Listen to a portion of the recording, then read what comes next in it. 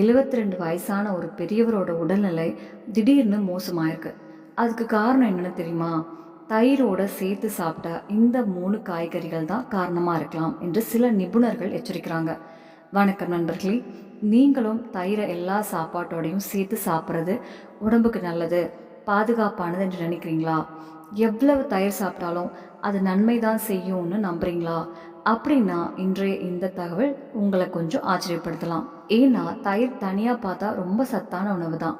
ஆனால் சில உணவுகளோட சேர்த்து சாப்பிடும்போது அதுவே உடம்புக்கு சிரமம் கொடுக்கக்கூடும்.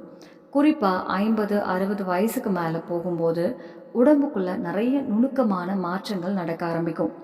இந்த மாற்றங்கள் வெளியில் உடனே தெரியாது. ஆனால் செரிமான அமைப்பு, இரத்த ஓட்டம், செல்களின் செயல்பாடு எல்லாத்தையும் மெதுவாக பாதிக்க ஆரம்பிச்சிடும். 30 இல்லை 40 வயசில் எந்த பிரச்சனையும் இல்லாமல் சாப்பிட்ட உணவு கலவைகளே வயசு கூடும்போது உடம்புக்கு சுமையாக மாறலாம். உங்கள் உடம்பை ஒரு மிஷின் மாதிரி நினச்சி பாருங்கள். புதுசாக இருக்கும்போது சின்ன சின்ன தவறுகளை அது சமாளிச்சிடும். ஆனால் காலம் போக போக சரியான எரிபொருளும் சரியான பராமரிப்பும் தேவைப்படும். அதே மாதிரி தான் நம்ம உடம்பும். இப்போது தயிரை பற்றி பேசலாமா? பல நூற்றாண்டுகளாக தயிர் ஒரு ஆரோக்கியமான உணவாக கருதப்பட்டு வருகிறது. இதில் லாக்டிக் ஆசிட், ப்ரோபயோட்டிக்ஸ் மற்றும் பல முக்கியமான சத்துக்கள் இருக்குது. இவை குடல் ஆரோக்கியத்துக்கு உதவுது.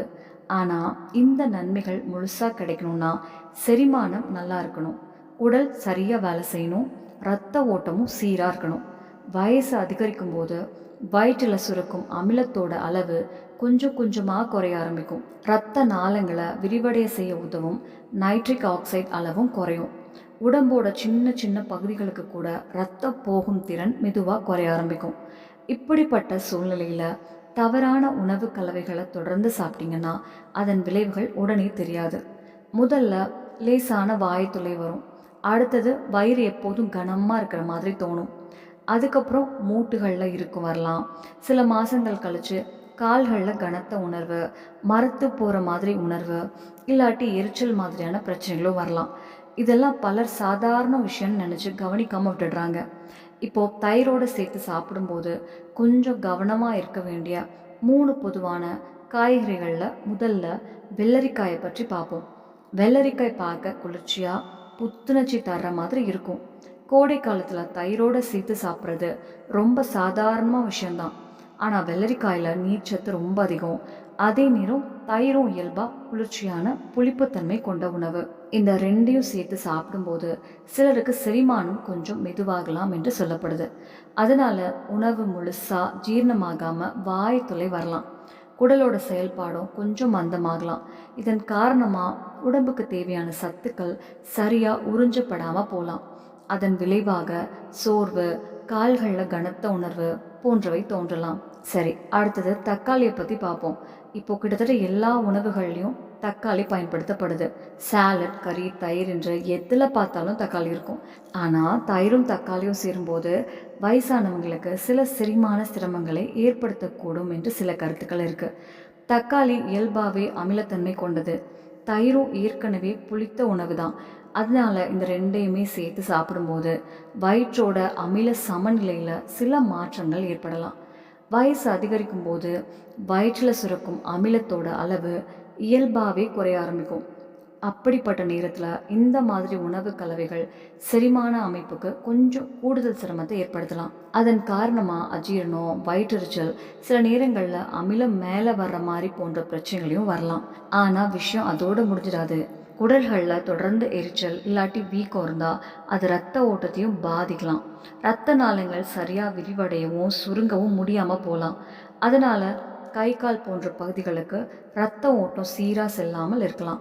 இதனால தான் சில வயசானவங்க தயிரும் தக்காளியும் சேர்த்து சாப்பிட்ட பிறகு மூட்டுகளில் இருக்கும், கால்களில் குத்துவது போன்ற உணர்வு, காலையில் எழுந்த உடனே உடம்பு கனமாக இருப்பது போன்ற உணர்வுகள் அனுபவிப்பதாக கூறுறாங்க. இப்போது இந்த பட்டியலில் அதிகமாக பேசப்படும் 3வது கலவையை பற்றி பார்க்கலாம். அது தயிரும் கத்திரிக்காயும். கத்திரிக்காயில் இயற்கையாகவே சில வேதிப்பொருட்கள் இருக்குது.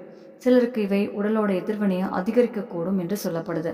குறிப்பாக ஏற்கனவே செரிமானம் பலவீனமாக இருக்கும் நபர்களுக்கு இது கொஞ்சம் சிரமம் தரலாம். கத்திரிக்காயும் தயிரையும் ஒன்றா சேர்த்து சாப்பிடும்போது குடல்களில் அதிகப்படியான நொசித்தல் செயல்முறை ஏற்படலாம் என்று சில கருத்து இருக்கு. இதன் விளைவு வெறும் வாய்த்தொல்லை இல்லாட்டி வயிறு உப்சமாக இருப்பதோட மட்டும் நின்று விடாதுங்க. உடலோட பல பகுதிகளில் அதன் தாக்கம் தெரிய ஆரம்பிக்கும். இரத்த ஓட்டம் மெதுவாகலாம், உடலோட சிறிய பகுதிகளுக்கு ஆக்சிஜன் செல்வது குறையலாம். இப்படிப்பட்ட சூழ்நிலையில் சில வயசானவங்களுக்கு இரவில் கால்களில் எரிச்சல், நரம்புகளில் இழுக்கும் உணர்வு, கொஞ்சம் நடந்தாலே சோர்வு போன்ற பிரச்சனைகள் தோன்றலாம். பலர் இதை வயசின் விளைவுன்னு நினச்சி கவனிக்காமல் விட்டுடுறாங்க. ஆனால் இது உடல் கொடுக்கும் ஒரு எச்சரிக்கை சிக்னலாக இருக்கலாம். இப்போ ஒரு முக்கியமான கேள்வி வரும், அப்படின்னா தயிர் சாப்பிட்றதே தவறா? கண்டிப்பாக இல்லைங்க. தயிர் மிகவும் சத்தான மற்றும் பயனுள்ள உணவு தான். ஆனால் அதை சரியான முறையிலையும் சரியான உணவுகளோடும் சேர்ந்து எடுத்துக்கொள்ள வேண்டும் என்பது தான் இங்கே சொல்லப்படும் கருத்து. பிரச்சனை தயிரில் இல்லைங்க, அதை பயன்படுத்தும் முறையில் தான் இருக்குது. தயிரை செரிமானத்திற்கு உதவும், உடலுக்கு சமநிலை தரும் உணவுகளோடு சேர்த்து எடுத்துக்கிட்டிங்கன்னா அதன் நன்மைகள் கிடைக்கும். ஆனால் தவறான உணவு கலவைகளில் தொடர்ந்து சேர்த்துக்கிட்டிங்கன்னா சிலருக்கு சிரமங்கள் ஏற்பட வாய்ப்பு இருக்குது. இன்னொரு முக்கியமான விஷயம் என்னென்னா, வயசானவங்க மிகவும் குளிர்ச்சியான தயிரை நேரடியாக ஃப்ரிட்ஜில் இருந்து எடுத்து சாப்பிடாம அறை வெப்பநிலைக்கு வந்த பிறகு சாப்பிடுவது நல்லது. வயசு ஆக ஆக உடம்பு உடனடியாக எதிர்வினை காட்டாது, பாதிப்புகள் மெதுவாக சேர்ந்து கொண்டே போகும். இன்னைக்கு லேசான வாயத்தொல்லை, நாளைக்கு வீக்கம், அதுக்கப்புறம் மூட்டு வலி, சில மாதங்கள் கழித்து நடக்கவே சிரமம். இப்படியான மாற்றங்கள் மெதுவாக உருவாகலாம். பல வயசானவங்க ஒரு கேள்வி கேட்பாங்க, நாங்கள் எப்போவுமே இதே சாப்பாடு தான் சாப்பிட்றோம், இப்போ மட்டும் ஏன் பிரச்சனை? அதற்கான பதில் ரொம்ப எளிது. உடம்பு மாறிவிட்டது, அதன் தேவைகளும் மாறிவிட்டன. சில தவறான உணவு பழக்கங்களை மாற்றிய பிறகு 2 இல்லாட்டி 3 வாரங்களிலேயே பலருக்கு வித்தியாசம் தெரிய ஆரம்பிக்கலாம். வயிறு லேசாக இருக்கும், காலையிலான இறுக்கம் குறையலாம், உடம்புல மீண்டும் சுறுசுறுப்பு வரலாம். இது எந்த அதிசயமும் இல்லை, உடலோட இயல்பான செயல்பாடுகளை மீண்டும் சீராக ஆரம்பிப்பதன் விளைவு தான். அதனால தான் இன்றைய தகவலோட முக்கியமான செய்தி என்னென்னா, தயிரோட வெள்ளரிக்காய், தக்காளி மற்றும் கத்திரிக்காய் போன்ற உணவு கலவைகள் சிலருக்கு, குறிப்பாக வயசானவங்களுக்கு சிரமங்களை ஏற்படுத்தக்கூடும் என்று கூறப்படுகிறது.